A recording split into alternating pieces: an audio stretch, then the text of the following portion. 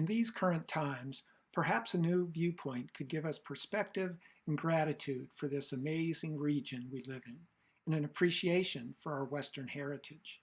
Capturing the authentic West set against the backdrop of constant change, whether it be cultural or environmental, provides a focus for these images.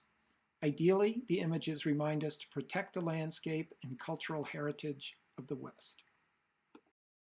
The Larimore Barn was built in 1922 by John Larimore. The barn is a Western or prairie-style barn. It was constructed when agriculture in Routt County was flourishing. The lower level of the barn was set up for a dairy operation, with one side holding animal stalls and pens and an area for chickens on the other. Upstairs is a large hay loft with a hay trolley and large hook to grab the loose hay and haul it inside. Devil's Grave is a rocky mesa on the Rossi Ranch in southern Routt County. The Devil's Grave section of the Rossi Ranch is situated along Routt County Road 17. It is designated as part of the Flat Tops Trail Scenic Byway and is visible from nearby Colorado Highway 131. Moon Hill School was built in 1913, and it was one of the earliest frame schools in the county, complete with a teacherage and a barn. The Green Creek Ranch was one of the last active ranches in Pleasant Valley, south of Steamboat Springs. Bob and Elaine Gay purchased the ranch in 1948. Located at the base of Elk Mountain, which is also known as Sleeping Giant, this cattle ranch is operated by the Dockenbaugh family. Raymond Gray purchased the ranch in 1946, and the property has been a family-run working cattle ranch ever since. The Gray Dockenbaugh family has been dedicated to land conservation and lifelong proponents of agriculture in the valley.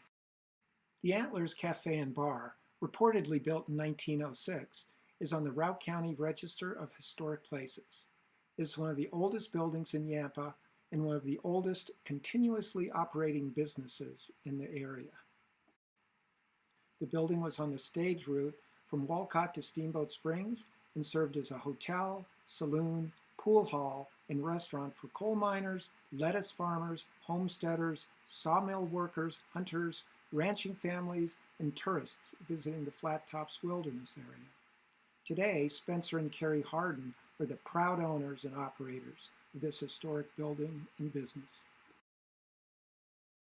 Tom, Lewis, and Albert Bird came to the Ageria Park area as early as 1881, with several Bird families arriving by 1883.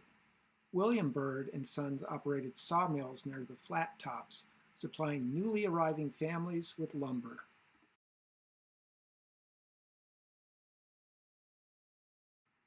As part of the deal that brought railroad service to Steamboat Springs in the early 1900s, local citizens agreed to pay for the train depot.